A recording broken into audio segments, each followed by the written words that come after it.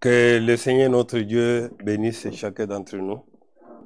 Tikete nkolo nzambe na biso apambola moko na biso. Qu'il bénisse tous ceux qui sont en ligne.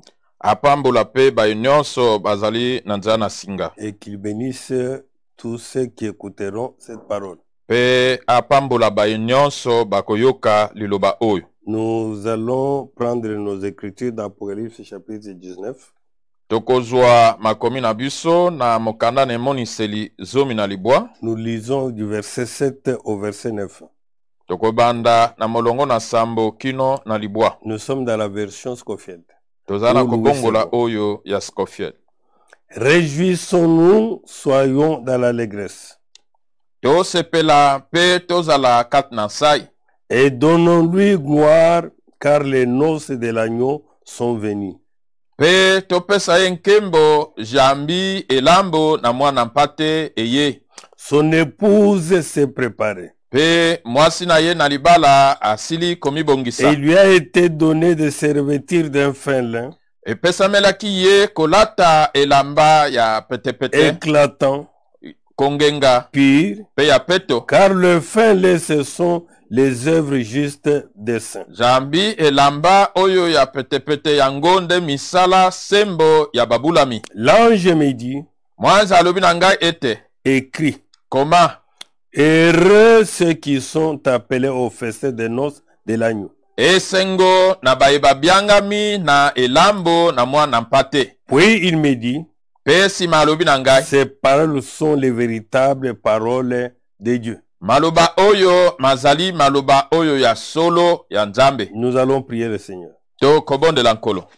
Créateur du ciel et de la terre, Père céleste. Mokeli na likolo pe na mabele tata na lola. Nous nous approchons ce matin devant ta face. Tobelemi na tongo yo liboso na yo. Sachant que le temps n'est plus.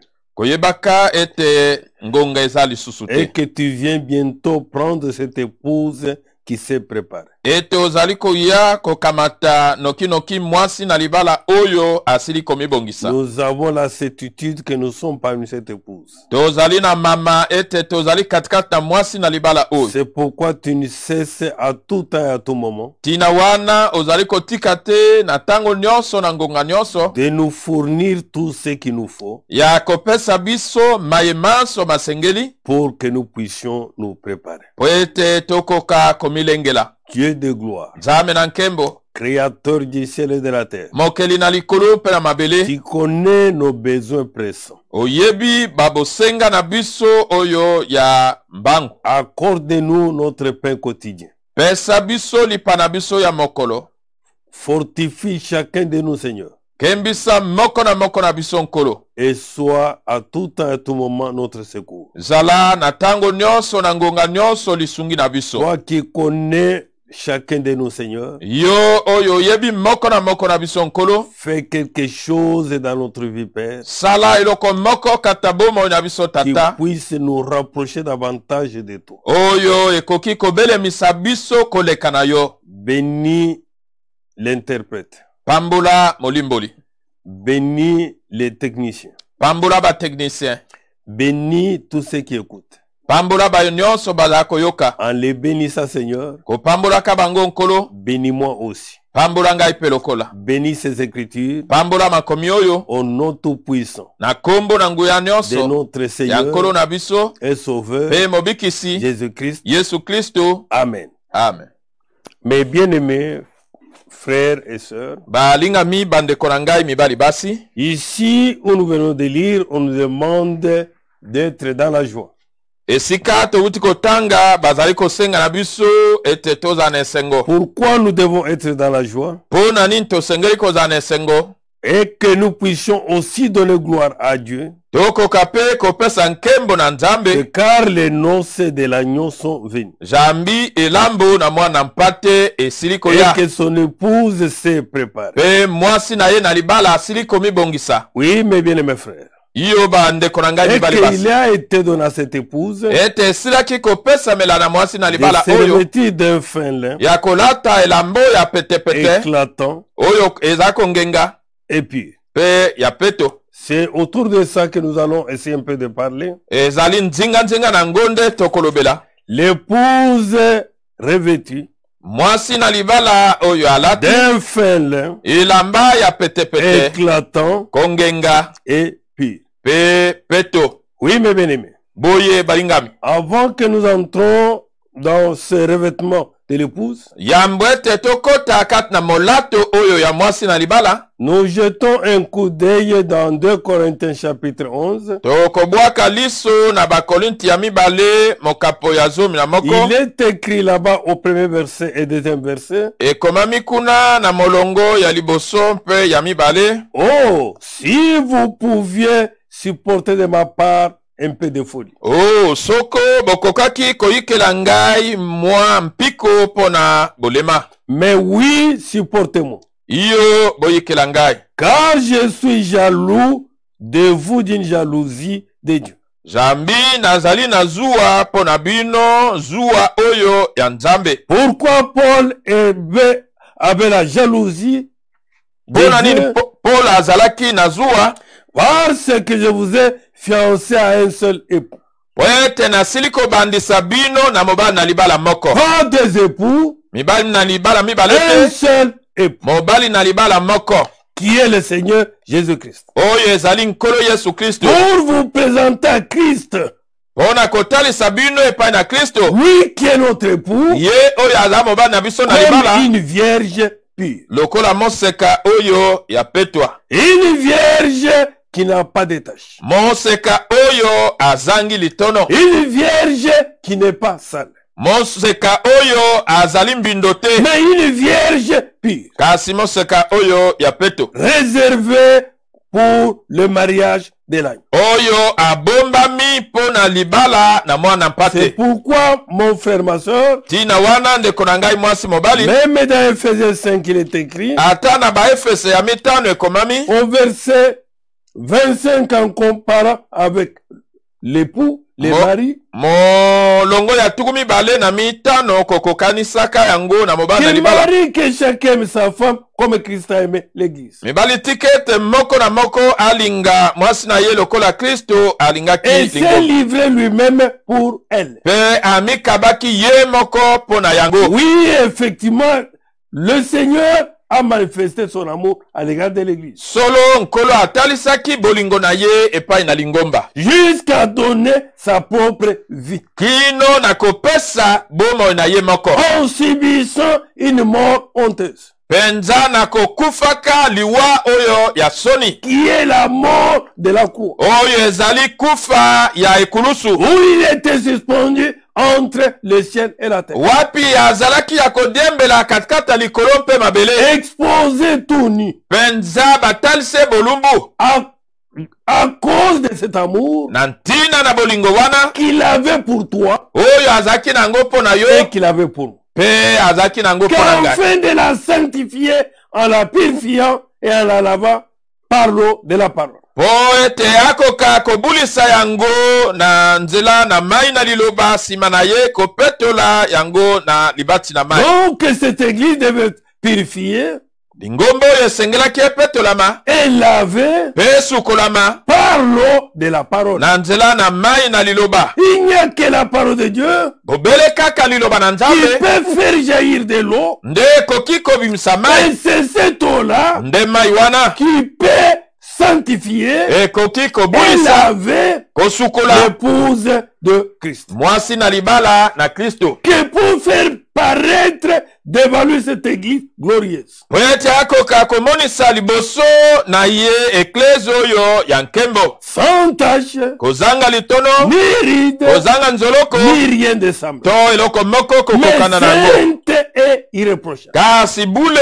pe kozanga mpamela. Oui, mon frère. Boye nde kobali. En retournant dans Apocalypse, c'est là où nous étions. Na kozongaka na emoniseli esika Et tozalaki. on nous dit là-bas Balobi na biso kuna, que réjouissons-nous, soyons dans l'allégresse tosepela tozala na sai, et donnez-lui gloire. pe topesa ye nkembo. Car les noces de l'agneau sont venues. Jambi elambo na mwana mpate esili koya. Les noces arrivent Elambo ezali koya. quand l'épouse se prépare. Wana mwasi na libala amibongisi. Et qu'il lui a été donné ete epesamelaki ye donnant cette épouse epesamelaki mwasi na de libala ne oyo pas être nu, azala bolumbu te mais d'être vêtu. kasi alata Pas vêtu de n'importe quoi, alata bilatela te mais vêtu d'un fin lin. kasi alata elamba oyo ya L'épouse petepete est ya vêtue d'un fin lin. mwasi na libala alatiami na elamba oyo ya petepete ya peto ya eza kongenga Puis, peto car le fin lin, jambi elamba oyo ya ce petepete sont les œuvres justes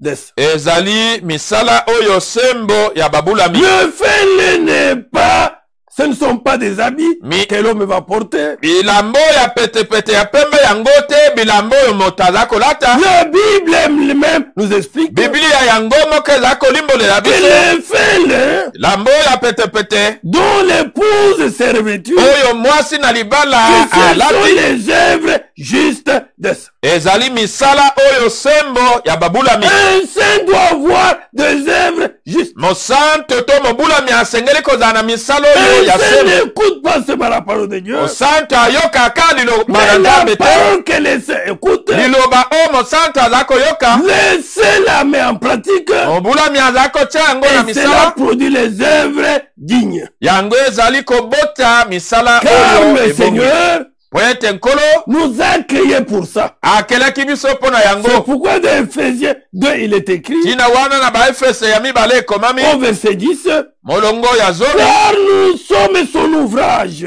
yambi biso tozali mosala na ye C'est Dieu qui nous a créés. nzambe nde akelaki biso Nous sommes l'ouvrage de Dieu. biso tozali mosala oyo ya Il nzambe a été créé à Jésus-Christ kokelamaka kati na yesu kristo pour de bonnes œuvres. mpo na misala malamu Amen. amen Et le fin lin elamba oyo ya petepete éclatant et puis, oyo ezali kongenga mpe ya ce peto sont les œuvres de juste ezali misala oyo ya dont babulami l'épouse s'est revêtue. oyo mwasi na libala asili komilata Et que nous qui sommes ouvrage de Dieu, ete biso oyo toza mosala na nous nzambe qui sommes créés à l'image de Dieu, biso oyo tokelami na elilingi na nzambe ayant été créé à Jésus-Christ tokelamaka kati na yesu kristo pour de bonnes œuvres, mpo na misala malamu que Dieu a préparé d'avance, oyo nzambe abongisaki liboso afin que nous les pratiquions. po ete biso tokoka kosalela yango Amen.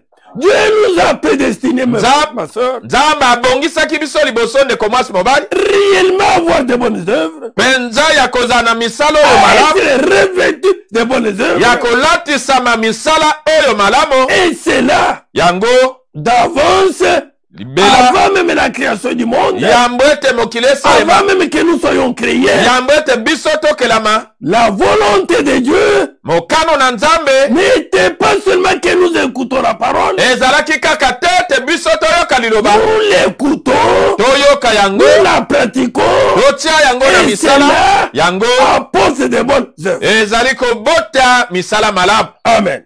C'est pourquoi la parole de Dieu nous dit ntina wana liloba na nzambe elobi na biso dans 2 Timothée 3. kati na batimote ya mibale misato Nous allons prendre à partir du verset 14. tokozwa uta molongo ya zomi na minei Toi demeure dans les choses que tu as apprises. yo umela kati na makambo oyo yo oyekolaki Et reconnu certaines.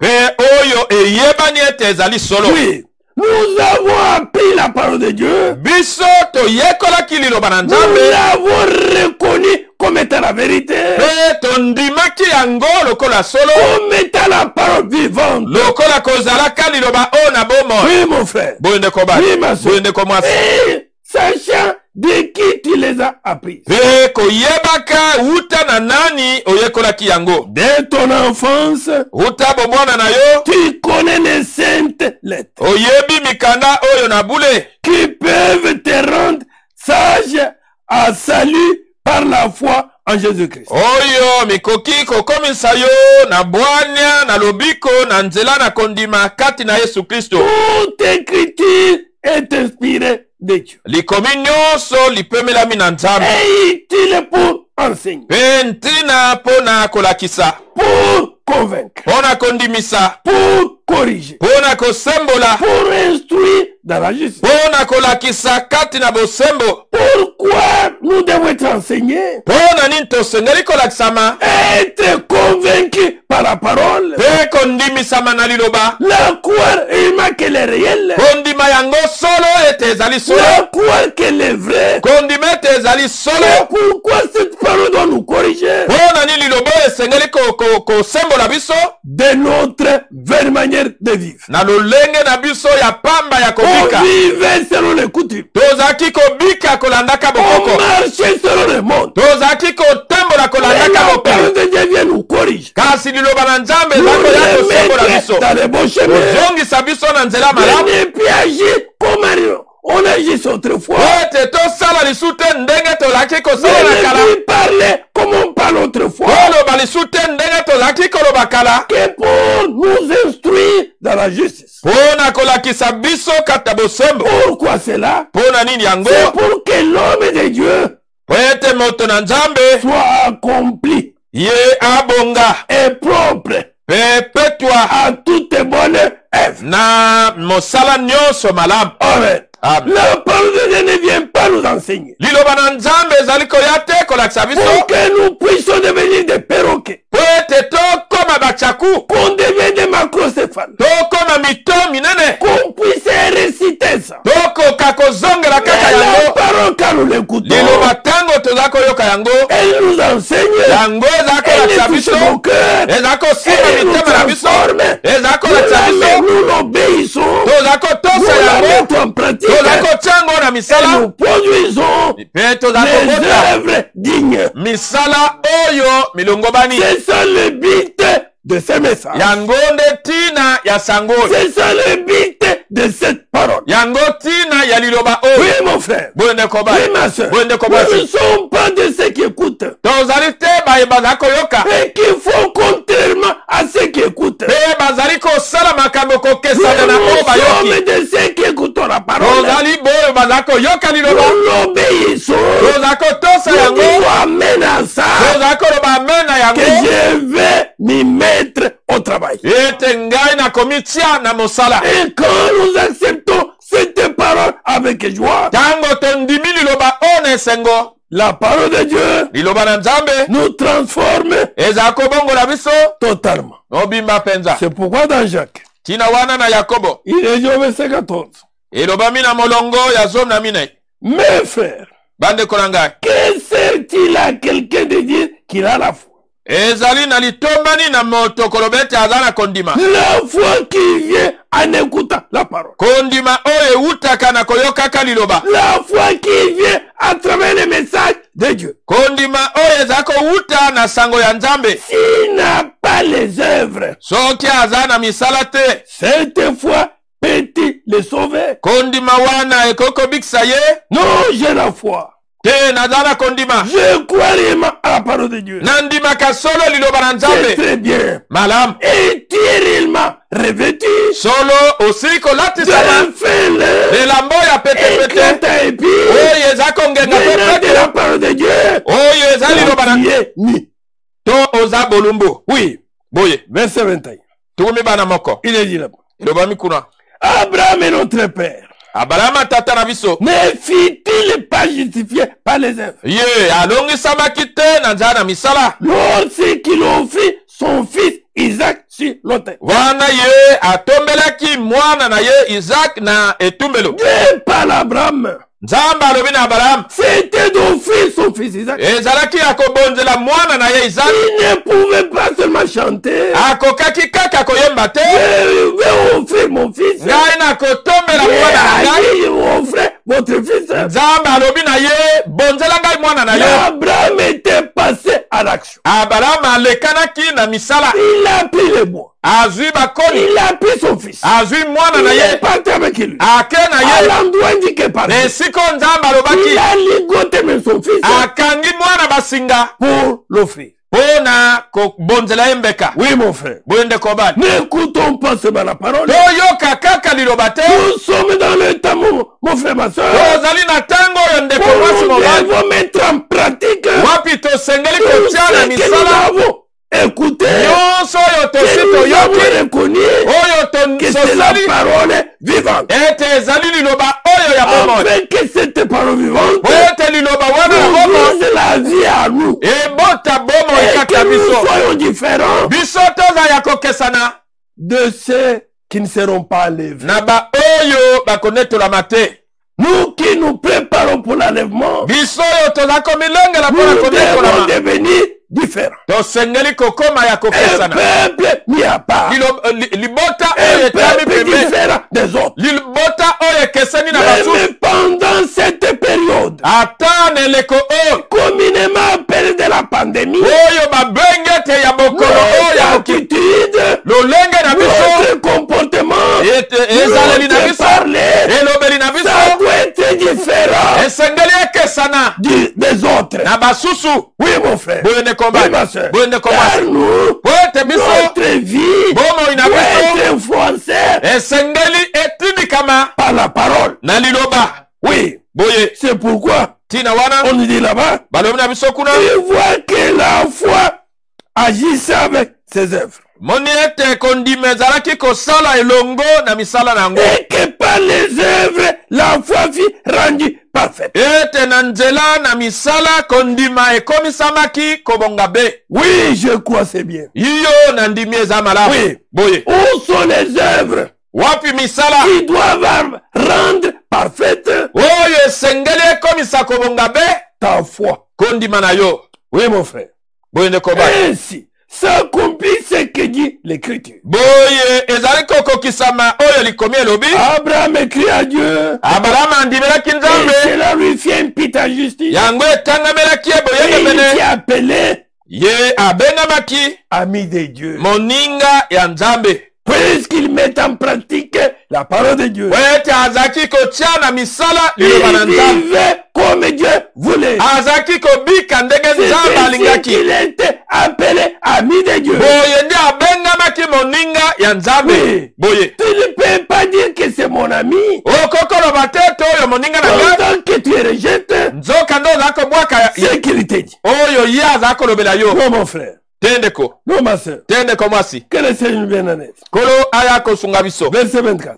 tukumi bana mine Vous voyez bomoni que la foi est justifiée par les œuvres. omoni ete kondima yango moto alongisami na nzela na misala. L'homme est justifié par les œuvres. moto alongisami na nzela na Et misala non par la foi seulement. kasi na nzela na kondima kaka Que te. cette épouse s'est préparée. ete mwasi na libala oyo asili komibongisa. Cette épouse n'est pas nue. mwasi na libala oyo aza bolumu te. L'épouse est revêtue de finesse. mwasi na libala alatisami na elamba ya petepete kongenga mpe ya peto Qui sont les œuvres des justes. oyo ezali misala ya bayenge bene. Oui. boye Oui, mon frère. boye ndeko bani Oui, ma soeur. boye ndeko mwasi Il est dit là-bas, elobami kuna verset 25. tukumi bana mito. Rahab la prostituée ne fit-elle pas également justifiée par les œuvres? laba mwasi na ndumba ye alongisamaki te na nzela na misala Lorsqu'elle reçut les messagers et qu'elle les fit partir par un autre chemin. wana ye ayambaki bamemisango mpe abimisaki bango bakende na nzela mosusu. 26. tukumi bana moto. Comme le corps sans esprit est mort. lokola nzoto kozanga elimo esili kokufa. Même la foi sans les œuvres est morte. lolenge moko kondima oyo ezangi misala esi Oui, ekufi. mon frère, oui, ma soeur. boye ndeko mobali Tu ndeko peux mwasi dire que tu crois. okokoloba Tu ete peux dire ondimi que tu as la foi. okokoloba ete oza na Tu kondima peux dire que tu as la foi pour l'enlèvement. okokoloba ete oza na kondima mpo na Où konetolama. est ton habillement? wapi molato na yo Tu n'es pas bien. olati te. L'épouse qui doit partir, mwasi na libala oyo aza kokende qui a la foi de l'enlèvement, oyo aza na kondima ya konetolama. cette épouse n'est pas nue, mwasi na libala oyo aza bolumu mais te. c'est une épouse revêtue. ezali mwasi na libala oyo alatisami Revêtue d'un fin lin, alatisami elamba ya petepete éclatant et puis kongenga mpe ya qui peto sont les œuvres de juste. oyo ezali misala oyo ya bayenge bene. Amen. amen. C'est pourquoi, Tina même wana. dans Tite il dit, na tito elobami Tite chapitre 3. tito mokapo ya misato.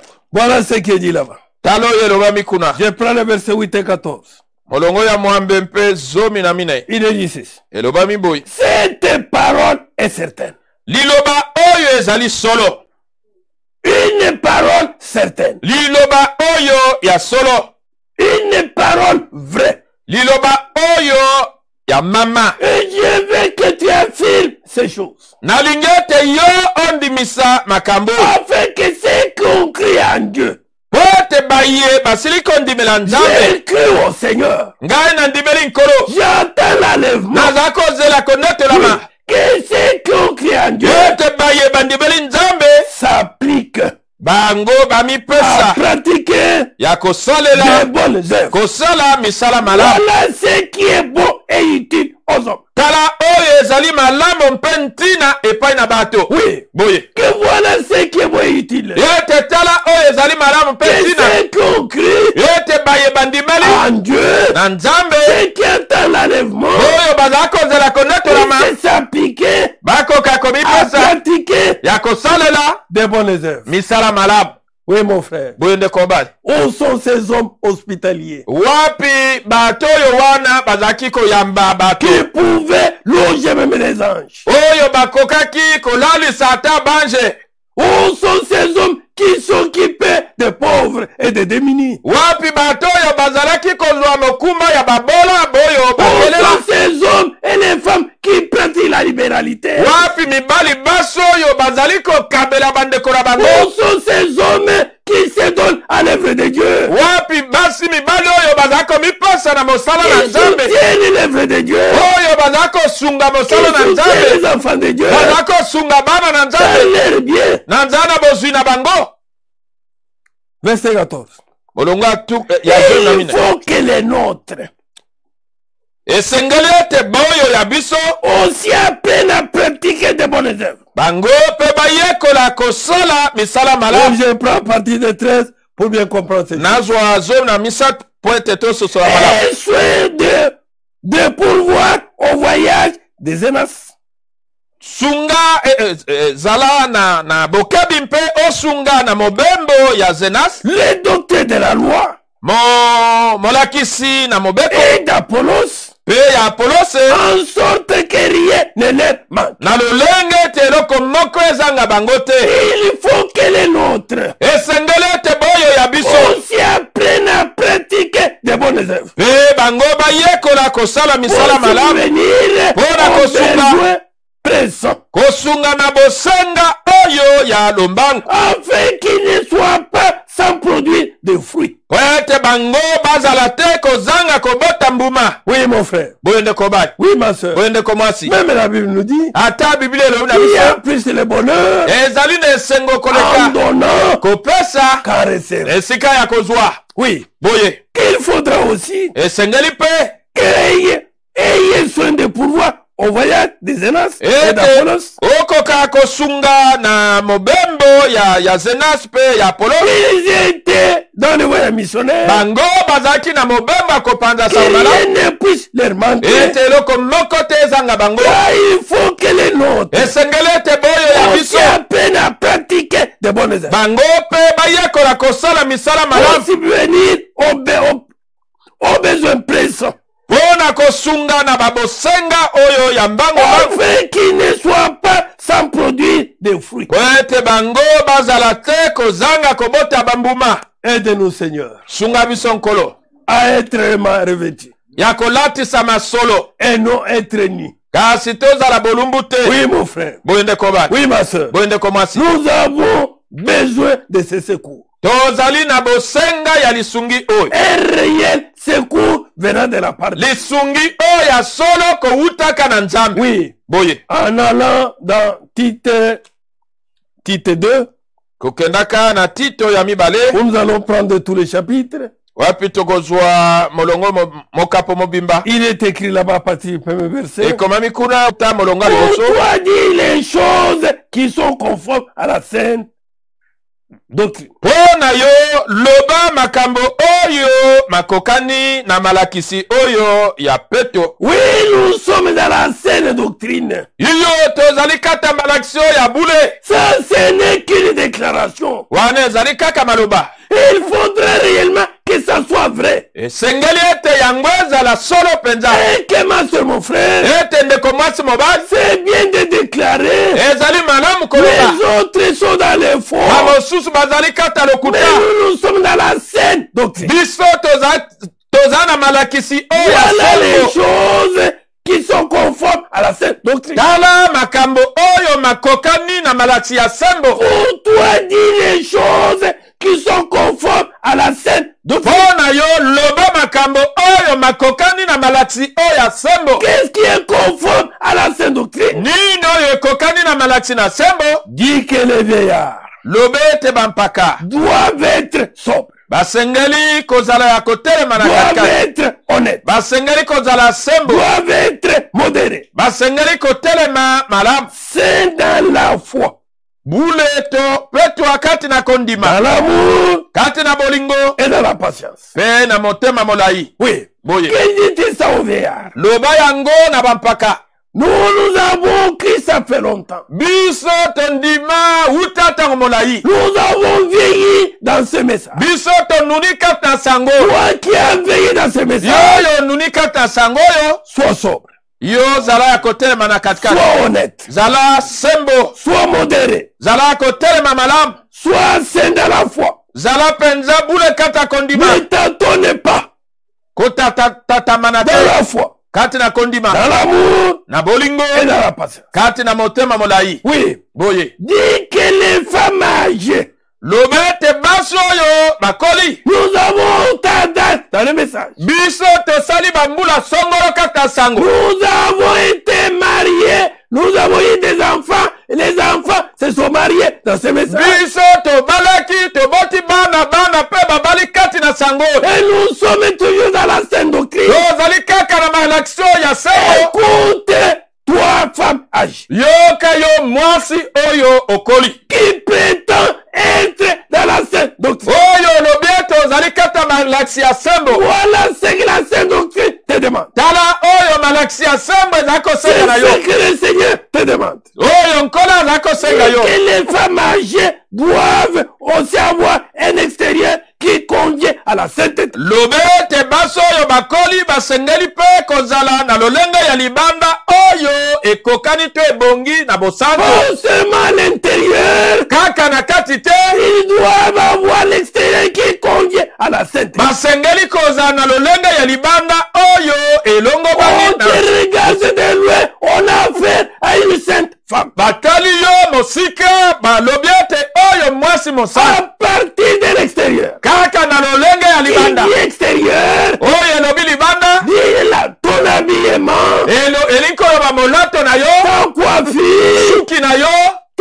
ta marche, etamboli na yo, ta langue, lolemo na et yo, toutes ces choses-là makambo nyonso wana doivent avoir un extérieur saint. sengeli eza na lolenga ya libanda oyo mosantu N'être ni médisante. azala oyo ya kolobaka mabe na bato Oui, te. certaines femmes mariées Mwasi oyo wana doivent wana être médisantes. asengeli kozala ya koloba mabe na C'est bato te. une femme réservée. Asengeli kozala mwasi oyo azali Qui mpenza doit komikanga faire son comportement. oyo na nzela na ezaleli na ye Donner l'exemple kopesa ndakisa à des jeunes. na bilenge. N'être ni médisante, Azala koloba mabe na bato te, ni à donner aux excès de vin, to oyo azali komela masanga. qu'elles doivent donner des bonnes instructions. Asengeli kopesa malakisi malamu. Les instructions de ce qu'elle même vit. Malakisi ya oyo ye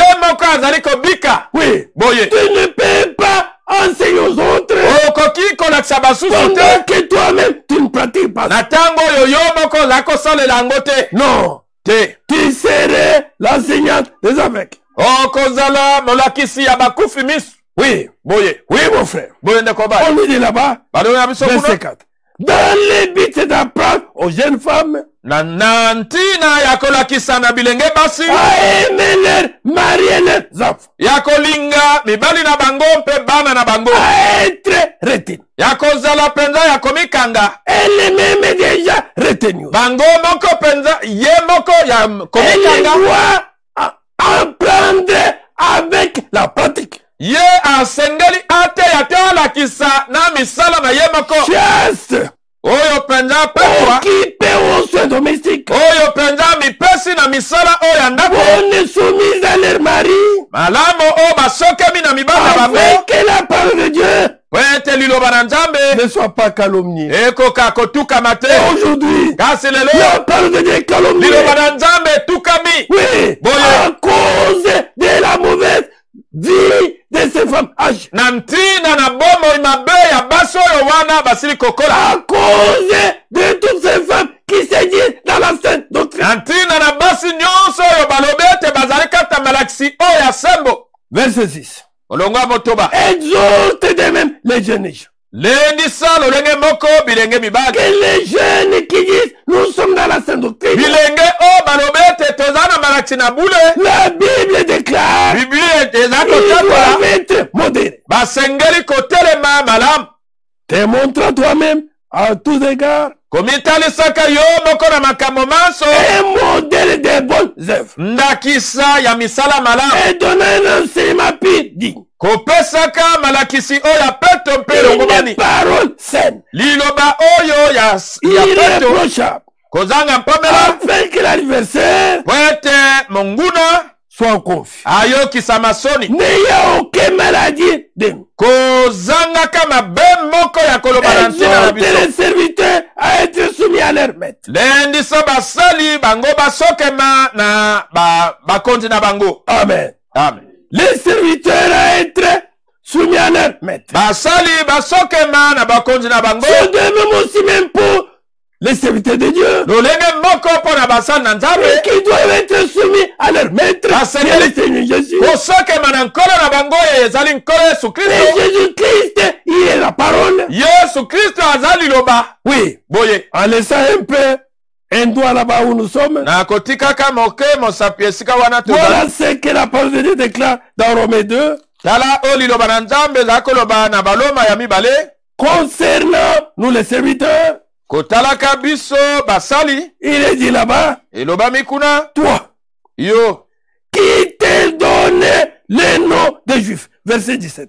molongo ya zomi na sambo yo oyo ozali komipesa kombo ya moyuda Je suis chrétien, je suis chrétien. naza mokristo naza mokristo Qui te repose sur la loi, qui te rend fidèle. oyo ozali kofanda likolo na mobeko oyo ozali Qui kokumisa connaît sa volonté. oyo oyebi mokano na ye Nous prêchons cette volonté aux autres. tozali koteya mokano oyo epai na Mais basusu que nous la connaissons.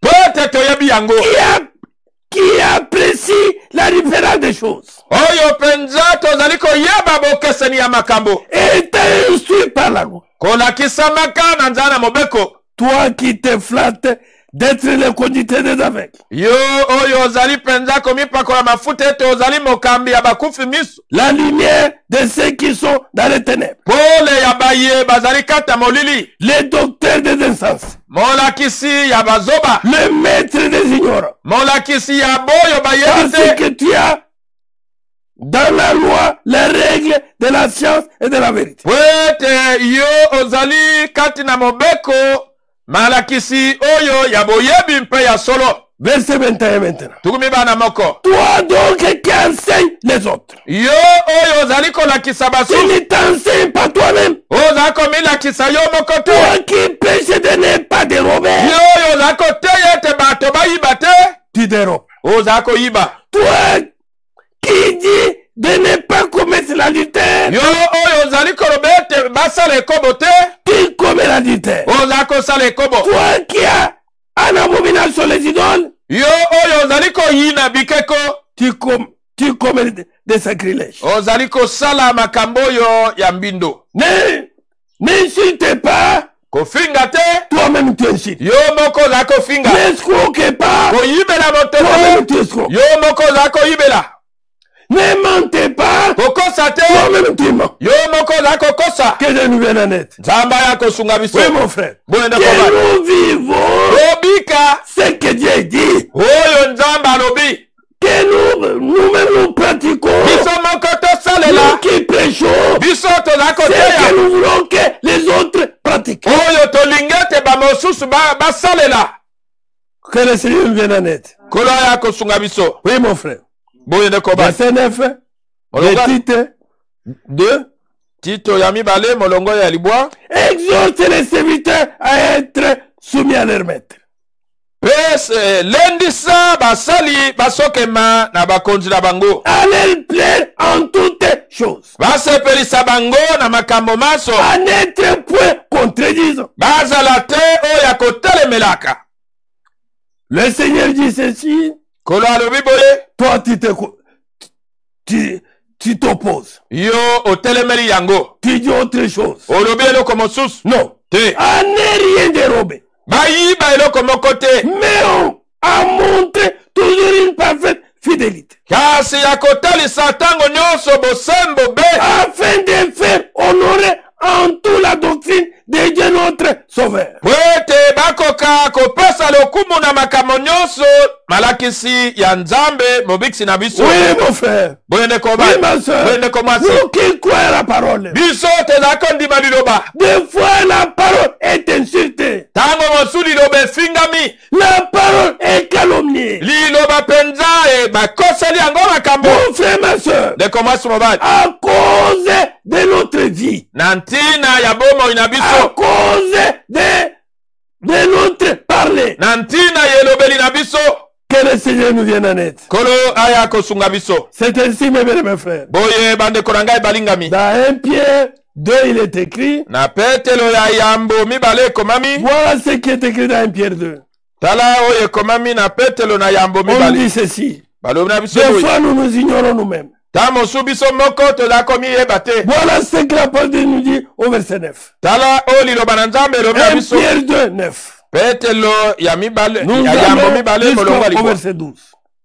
kino zomi na mibale Vous, au contraire, bino nzoka nde vous êtes une race élue. bozali libota oyo liponami Dieu nous a élus, nzambe aponaki nous biso a créés. akelaki biso Mon frère, ma soeur, ndeko mwasi comme mobali l'a voulu dans Ephésiens 2, ndenge totangaki na baefese ya mibale motoba pour que nous pratiquions po ete tosalela les bonnes œuvres. misala malamu Il nous a pas élus aponi biso te pour que nous puissions faire ce que nous voulons. po ete tosalaka oyo biso tolingi Un sacerdoce royal, onganga oyo ya bokonzi une nation sainte, libota oyo ya bule un peuple acquis afin que vous annonciez les vertus de celui qui vous a appelé. libota oyo lisombami po ete bokoka kosakola banguya ya ye oyo abengaki bino Des ténèbres à son admirable lumière. wuta na molili epai na pole na ye oyo ya kokamwa Vous qui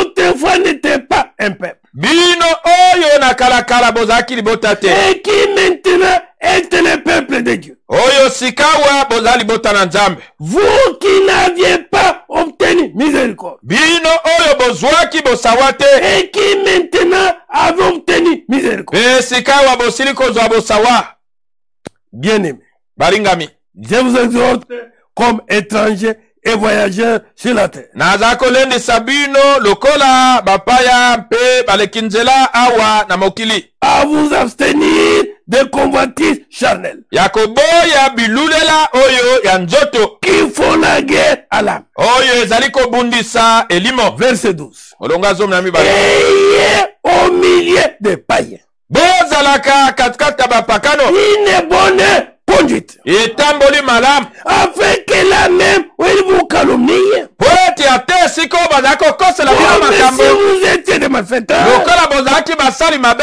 il y remarque vos bonnes œuvres bamona misala na bino malamu et glorifie Dieu mpe bakumisa au nzambe jour où il est visité. mokolo oyo nzambe akotala bango Le Seigneur n'a-t-il pas dit dans Jean 10 kolo alobaki te na yohani zomi ete au verset 38, molongo ya tukumi sati na mwambe que croyez-moi yo ete bondimela même nga à cause de mes œuvres. kasi na ntina ata na ntina ya misala na ngai. Il est puissant parole et en œuvre. Ye azalaki na nguya na maloba pe na misala. Oui, mon frère, oui, ma soeur. Boye ne commence mon bail. Aussi étant des petits Christ. Biso pe kozalaka ba Kristo ya mike. Communément appelés des chrétiens. Oyo ba bengami ba Kristo. Mon frère, ma soeur. Ne commence mon bail. Soyons revêtus Tolati sama. d'un fin lin. Ne la moya pete pete. L'épouse qui doit être enlevée. Mwasi na libalo ya sengeli konete N'est la pas ma. une épouse nue. Azali mwasi na libalo bolumute. L'épouse qui doit être enlevée. Mwasi na libalo ya C'est sengeli une konete la ma. épouse revêtue. Ezali mwasi na libalo ya lati sami elamo ya pete pete. Ongenga. Et puis, Be ya qui peto. sont les œuvres Oyo ezali misala. des justes. Oyo ya bayenge bene. Que je nous vienne en aide. Zamba ya kosunga biso. Oui, mon frère. Boyende kobali. Oui, ma soeur. Boyende komwasi. À ne pas seulement déclarer, Kaka ya koloba na monokote. nous sommes des chrétiens, Ozali ba Kristo. nous attendons l'enlèvement. Ozako zela konete D'un la moment à ma. l'autre, Na mwata nous allons moko. partir. Yoko kende. Tout ça, c'est bon. Nyonso wane za malamu. Où se trouve ton habillement? Molato na yo ezali wapi? Es-tu déjà habillé? Aussi olati sami. Puisque là-bas on dit, Pote kuna balobi. réjouissez-vous. Bosepela. Oui. Boye. Pourquoi? Pona nini? Car l'épouse Pote mwasi na libala. s'est préparée. Asili komi Et bisa. l'épouse Mwasi na est libala. revêtue Alati. d'un fin lin. Elambo ya pete pete. Ce n'est pas une épouse nue. Ezali mwasi na libala o bolumbu te. Non, mon frère. Nende kobali. Jésus ne prendra pas une épouse fuyée. Yesu akozwa mwasi na libala oyo akomisami bindo Jésus te. doit prendre une épouse pure, Yesu akozwa mwasi na libala oyo azali peto. purifiée, Oyo apetolami. sanctifiée, Abulisami. lavée. Asukolami. Parlons de la Na parole. mai na liloba. Oui, mon frère. Boyende kobali. Oui, ma soeur. Boyende komwasi. Ayez au milieu de ces gens. Bozalaka katikati bato wana. Ayez au milieu de tous ces peuples. Bozalaka katikati na mabota Vous nyonso. êtes un peuple différent. Biso tozali boto Ne likeseni. vous mêlez pas dans les histoires. Bosangana kati na bamakambo Nous te. avons nos histoires à nous. Biso toza na makambo ya C'est la biso. parole de Dieu. Ezali loba na Nzambe. Occupons-nous de nos Totalaka affaires. makambo oyo ya biso. Nos affaires, Makambo na biso. ce ne sont pas les affaires du monde. Eza makambo ya Nos mokili oyo te. affaires, Makambo na ce biso. sont les affaires de Dieu. Ezali makambo na Nzambe. Oui, mon frère. Boyende kobali. Oui, ma soeur. Boyende komwasi. Que Dieu nous vienne honnête. Nzamba ya kosunga Que le biso. Seigneur Kolo. puisse réellement Akoka solo. rendre cette parole. Kokamata liloba oyo. Mon frère, De kobali. pas que ça reste au niveau des lèvres. Etikala na bibebo te. Non. Te. Pour que nous la récitons. Wete tozongelaka yango. Puisque le Seigneur a promis. Wete nkola alakaki. Qu'est-ce qu'il a promis? Nini ya alakaki. Nous sommes dans Hébreu 8. Toza na baebele Verset mwambe. 10, voilà ce qu'il a promis. Molongo azomi talo ya alakaki. Mais voici l'alliance que je dois faire, que je ferai avec la maison d'Israël. Kasi tala boyokani oyo ngai nakosala na ndako na Isayele. Nous sommes Israël spirituel. Biso tozali Isayele oyo ya molimo. Après ce jour-là, Sima na mikolo dit wana. le Seigneur, Kola alobi. je mettrai mes lois dans leur esprit. Nakotia mibeko na ngai kati na molimo na bango. Je les écrirai dans leur cœur. Nakokoma yango na mitema na bango. Et je serai leur Dieu. Nakozala Nzambe na bango. Et ils seront mon peuple. Pe bango bakozala libota na ngai. Oui. Boye. Quand le Seigneur prend avec son esprit, Tango nkolo azui na molimo na ye. mon frère, ma soeur, Le komati c'est mama. pourquoi Tina wana. pour avoir ces bonnes œuvres, Pona kozala na misala malamu oyo. le baptême du Saint-Esprit Libatisi ya molimo santo. est nécessaire. Ezali ntina. Oui, mon frère. Boyende koba. Et que le Seigneur Ete nkolo. inscrit ça dans votre cœur. Akoma yango na motema na yo. La parole de Dieu. Liloba na Nzambe. Vous n'allez pas quoi penser à des corvées. Yo okokanisa to okomona ngo te lokola baza kosalisa yo mosala Vivre la makasi. parole ne sera pas des corvées. Kobika liloba ekoza mosala oyo bapesi yo na makasi te. Mais vivre la parole, Kasi kobika liloba Pourquoi? mpo na yo c'est une vie. eza bomoi. Oui, mon frère. Boyende Oui, kobai. ma soeur. Boyende komasi. Pourquoi? Mpo na nini? Car avec l'Esprit de Dieu, Po ete na molimo na Nzambe. mon frère, De kobai. ma soeur, De komasi. il dit, je mettrai mes lois dans leur esprit. Nakotia mibeko na ngai na molimo na bango. Je les écrirai dans leur cœur. Nakokoma yango na mitema na bango. Et je serai leur Dieu. nakozala nzambe na bango Et ils seront mon peuple. mpe bango bakozala libota na ngai Personne n'enseignera plus son concitoyen. moko te akolakisa moninga na ye Et personne son frère en disant, to mosusu ndeko na ye kolobaka connais le Seigneur, yeba ne nkolo fais pas telle chose. kosala eloko boye Fais te ceci. boye Non. te L'Esprit de Dieu en toi molimo na nzambe kati na yo actionne akosala de bonnes œuvres. ete misala malamu esale Une vie bomoi moko digne de l'évangile. oyo elongobani na Oui, sango mon malamu frère. Oui, ma soeur. boye ndeko Il n'y mwasi aura pas personne ekozala na moto te qui doit te pousser, oyo akotindika yo qui doit t'attirer. oyo akobenda Mon yo frère, ma soeur, ndeko mwasi mobali Dieu lui-même, nzambe ye moko puisqu'il t'a prédestiné ete abongisaki yo yambo à pratiquer ya kosalela de bonnes œuvres. misala malamu Le Seigneur, kolo mon frère, ma soeur, ndeko mwasi mobali lui-même ye moko t'accordera akopesa cette yo capacité-là makoki wana de vivre sa parole, ya kobika liloba na ye d'obéir à sa ya parole, kotosa liloba na de ye pratiquer sa parole. ya kosalela Et liloba na ye pour toi, mpo na yo ça ne sera pas une chose difficile. ekozala eloko moko ya pasi te C'est une vie. ezali bomoi na yo Oui, mon frère. boye ndeko Oui, bali ma soeur. boye ndeko Dès mwasi que tu vois le mal, bobele ntango omoni mabe l'esprit en toi molimo kati na yo est en train de sonner dans ton cœur. azali kobeta ngonga na Et tu motema na yo feras okomona rien. eloko moko Qu'est-ce que te je demande? Qu'est-ce que je demande? bobele oyo nzambe aza C'est kosenga pourquoi, mon frère, tina wana ndeko bali c'est pourquoi, ma soeur, tina wana ndeko mwasi la parole de Dieu dit ceci. liloba na nzambe elobi na biso boye Je suis dans Ésaïe 61. nazali na esaya tuku motoba na moko Je prends la version parole de vie. nazwi kobongola oyo ya liloba na bomoi Oui, boye mon frère, ndeko bali si vous êtes de Dieu, soki ozali ya nzambe il nous dit ceci. lobi na biso boye Je prends à partir du verset 10. kobanda molongo ya zomi Ésaïe 61 et 10. isaya tuku motoba na moko molongo ya J'ai zomi des bondes et des joies à cause du Seigneur. ngai na tondi to na fuluki na esengo na ntina na nkolo Amen. amen Il déborde de joie. yete afuluki na esengo Il a une joie immense azali na esengo monene à cause du Seigneur. na ntina na nkolo Qu'est-ce que le Seigneur a fait pour lui? nini nkolo asaleli ye Qu'est-ce que le Seigneur a fait aussi pour toi? ti nini nkolo asali mpe mpo na yo Mon cœur se réjouit à cause de mon Dieu. motema na ngai ezali kosepela na ntina na nzambe na ngai Oui, boye il me sauve. azali kobikisa ngai Es-tu sauvé? yo obikisami Le Seigneur t'a sauvé. nkolo abikisi Tu yo dois avoir la joie. sengeli kozala na Et esengo il dit, alobi et me couvre de son salut mpe azali kozipa ngai na lobiko na ye comme d'une tunique. lokola na monzabi Le Seigneur t'habille de tunique nkolo azali kolatisa yo monzabi qui signifie son salut. oyo eli nkoloba lobiko na ye Oui, mon frère. boye ndeko bali Oui, ma soeur. boye ndeko mwasi Il m'a enveloppé de sa victoire ye azipi ngai na elonga na ye comme d'un vêtement. lokola elamba Oui. boye Il doit être habillé d'un vêtement de osengeli victoire. olatisama na molato moko C'est dans ce moment-là, nde na ntango wana l'enlèvement sera onetolaka pour toi. ekozala mpo na yo Tu vas lancer le défi à la pesanteur. okobetisa mondenge nguya oyo ya mabele Avec ton habillement de na victoire, molato na yo mon frère, elonga ma soeur, ndeko mwasi tu mobali monteras okomata dans les airs Nami pepe. et tu les croiseras. mpe okokutana na ye Oui, boye oui, mon frère. boye ndeko Mais bali si tu es nu, kasi soki eza bolumbu tu n'es même pas bien. olatisami Tu te n'as ni tunique, ozali na monzabi tu te n'as ni vêtement de victoire. ozali na elamba oyo elonga te La pesanteur va te dominer. nguya ya mabele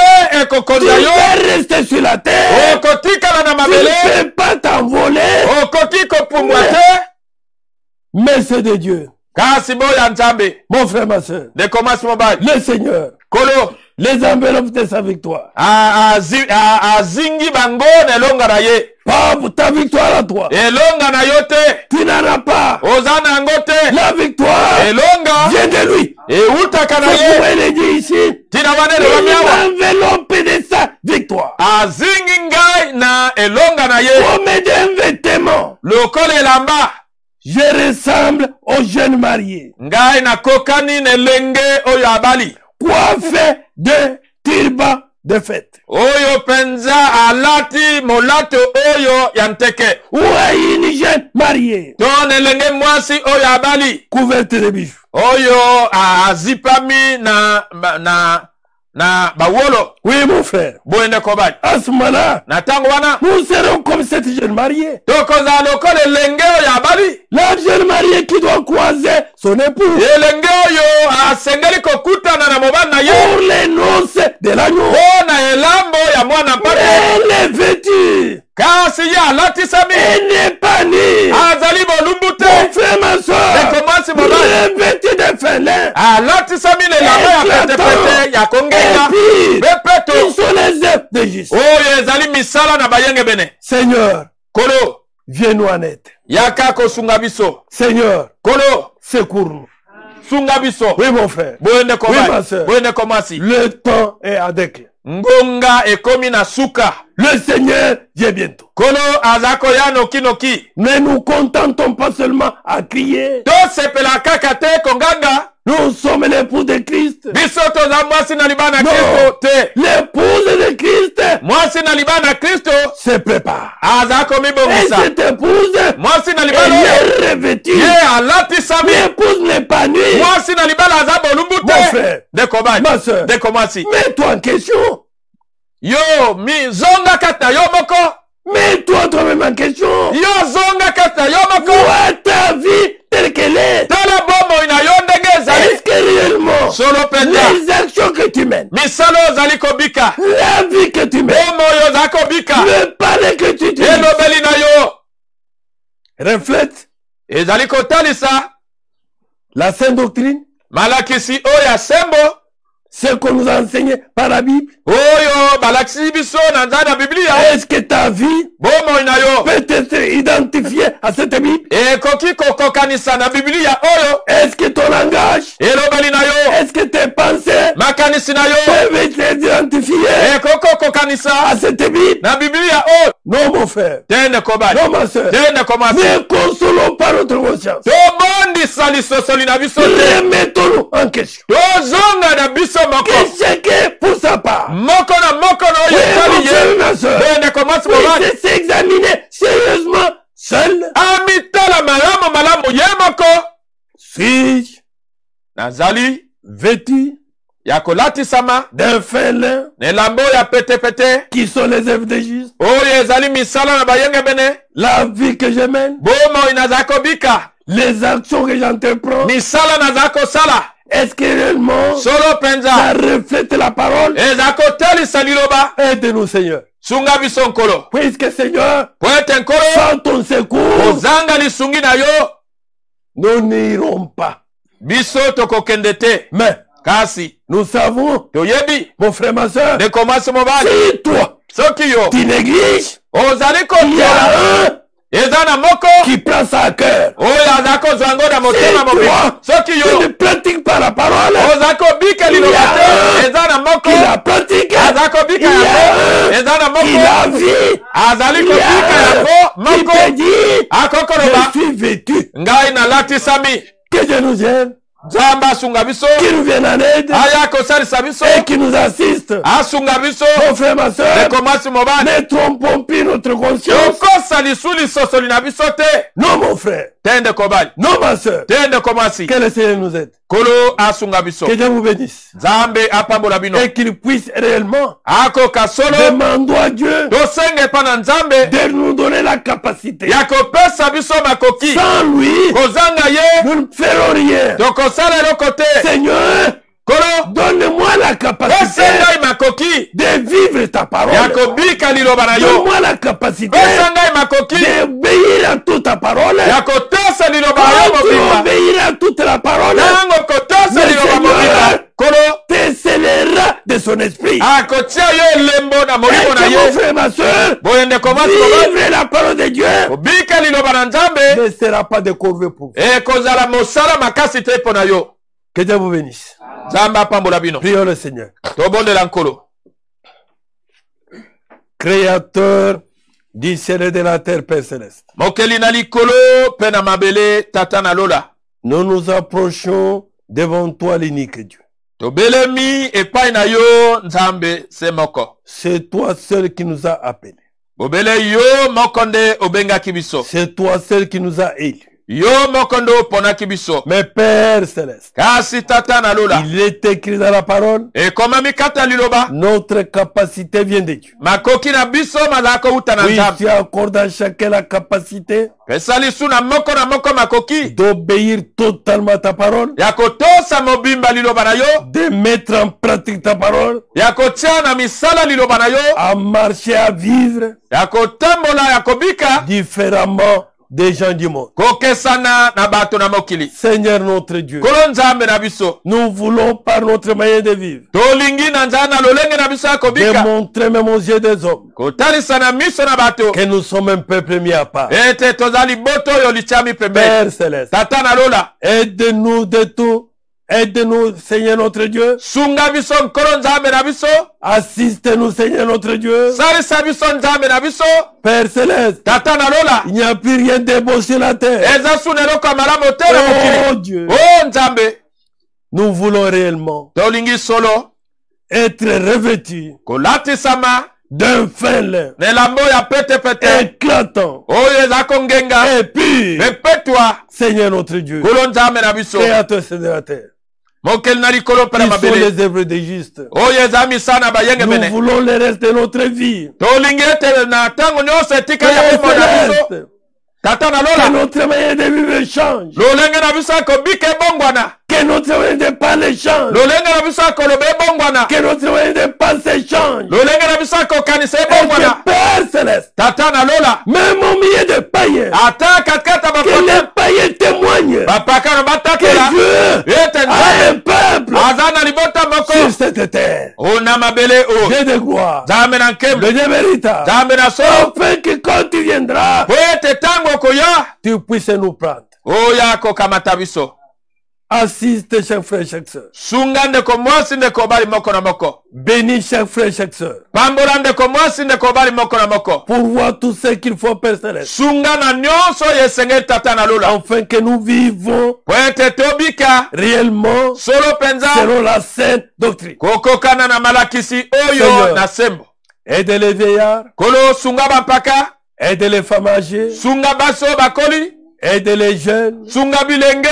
aide chaque frère, chaque soeur. Sunga ndeko mwasi mobali moko na Dieu moko. Tout-Puissant, Nzambe na nguya même nyonso. ceux qui ne te connaissaient pas Ata encore, boyo bayebi yo te. révèle-toi Mimonisa. afin qu'ils viennent vers toi. Po ete baye epa na yo. Seigneur, Kolo. nous nous confions en toi, Père. Tomitombele epa na yo tata. Maintenant, Seigneur, Sikoyo que nkolo. nous terminons. Tosilisi. Tu connais aussi les besoins pressants de chacun. Oyebi pe bosengo yo penza ya lombango ya Car moko na il moko. est écrit, Seigneur, Zambie kome mikolo. chaque jour Moko na mokolo. suffit sa peine. Ebongi na pasi na yango. Accorde ce qu'il faut. Accorde ce qu'il faut Pesa oyo esengeli. sur le plan spirituel, Na molimo. sur le plan physique, Na nzoto. matériel, Na bozi na mokilo. financier, Na misolo. à chacun, Seigneur. Na moko Père nkolo. Céleste, Tata na lola. visite davantage nos cœurs. Tala koleka mingi mitema na biso. Car, Seigneur, Zami nous nkolo. te faisons confiance. Toza kotiela yo C'est motema. pourquoi, Père Céleste, Tata na lola. nous nous abandonnons en toi, Tomitiki epai na yo. dans le nom de notre Na Seigneur kombo na nkolo na et biso. Sauveur Pe mobikisi. Jésus-Christ. Yesu Kristo. Amen. Amen.